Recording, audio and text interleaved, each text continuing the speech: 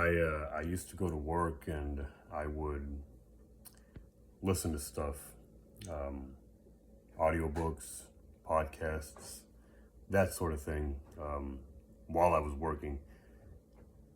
And one thing that I was pretty big on for a while was this concept of life hacks. I was obsessed with trying to figure out an easy way to make my life better, to fix my life, I guess. So I would just listen to all kinds of podcasts that would talk about this stuff. And that's when I was a little more naive than I am now. A lot more, actually. Um, I understand now a little bit better that there is really no such thing per se. That there are no hacks, there are no tricks, no tips, that are going to quickly fix your life or make it better. But there are things that um, I'm sorry, I'm pretty big on, military terms, or not big, but I like to use them sometimes. It's something called a force multiplier. That there are things in life that will have a big impact by kind of applying to multiple areas. There are things that you can work on in yourself that are gonna cover different areas of your life. And so you work on one thing, and you're having all these different impacts. You're multiplying that potency, so to speak. One of those things, I would say a big one. I was talking about life hacks. A big thing that really will impact anything you do, and you can do it right now. Whatever you happen to be doing. Um, I was watching some TV, and then I turned it off, and I picked up a book. You could be reading a book, whatever you're doing. Again, it's not a hack per se. It's just your capability of focusing in general, focusing on things, focusing on what you're doing, focusing on things specific, on whatever you're doing right now. In a general sense, but really being able to stay on task, I guess. Which sounds very common sense, sounds very basic, but a lot of us struggle with that. Even those of us who think we've got it figured out, maybe we think we have life figured out. With all the distractions of life, modern day distractions that have been there, forever. I mean, um, it's easy to get distracted, and it's a valuable skill to be able to focus on things, to be able to pick one thing right now, and stick with it and see it through. Um, it's difficult if you're not used to doing it, but it's like anything. Once you've begun to do it, you start to see results, you almost can't stop. Um, I mean, I will say this: you don't want to get to a point, down the road where you're able to focus on a thing and just kind of see it through, and then you lose the ability to kind of unfocus or shift your focus to something else. Um, Life is like a dance in many ways, and you have to be able to sort of balance these two worlds. You have to be able to focus on things intently and sort of single-mindedly, I guess you could say, but you also need to be able to shut that off and back on as needed. Maybe in order to be able to navigate the world properly, a world that is moving, right? You have to be able to focus on things very directly, very linearly, and then take that focus away from the thing you're on right now, and if needed, and point it to something else as needed. You have to be aware of your environment, of the current situation, of the things happening around you, and kind of alternate as needed. And you've got to be able to do this very, I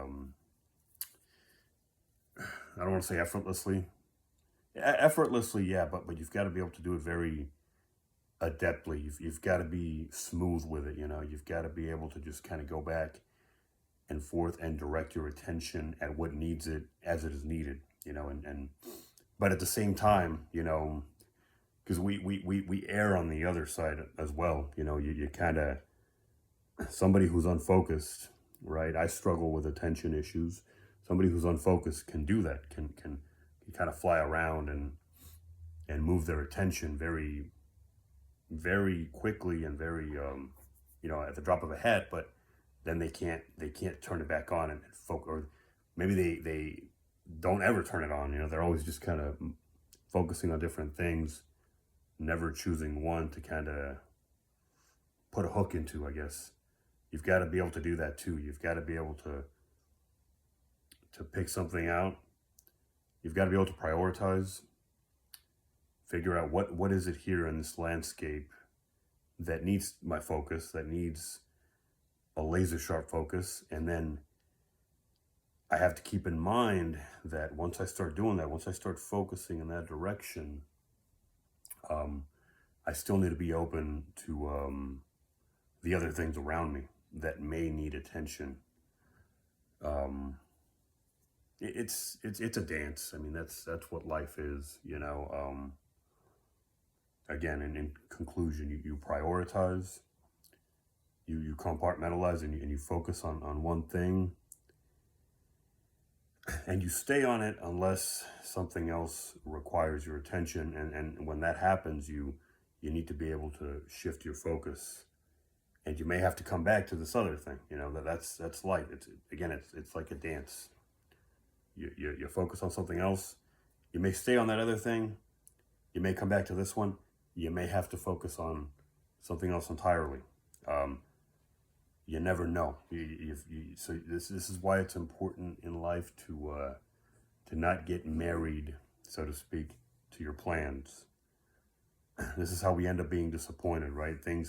Life happens. Life throws a wrench into the plans you make. You can make a general guideline. Don't get me wrong. But you need to know that you're not going to stick.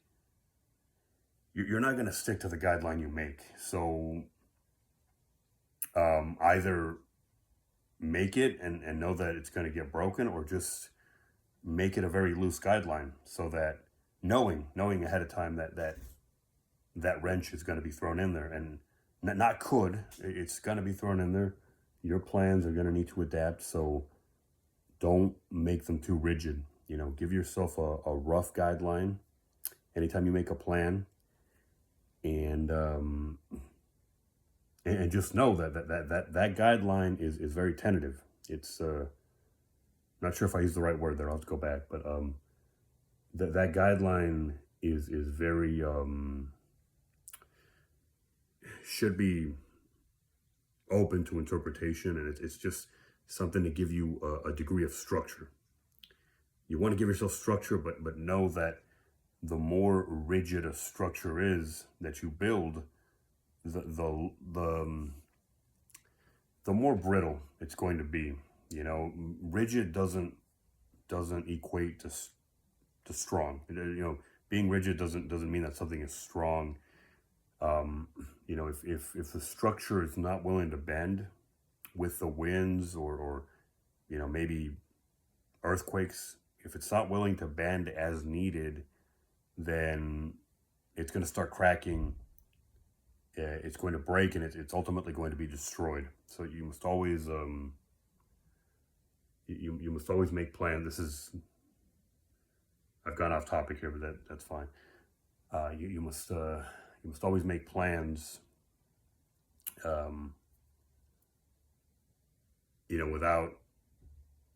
Without being too fixated on a particular outcome.